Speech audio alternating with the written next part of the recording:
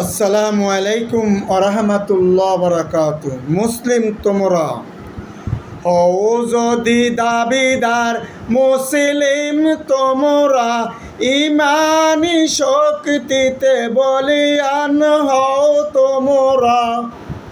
শিরকি মুক্ত আল্লাহর ইবাদত কর, আল্লাহর হাবিবকে তোমরা ভালোবাসো।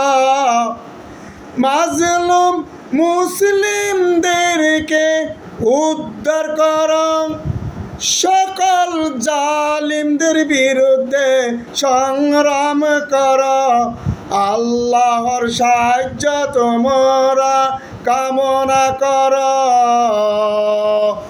জুলুম অত্যাচার নির্যাতন দমন কর।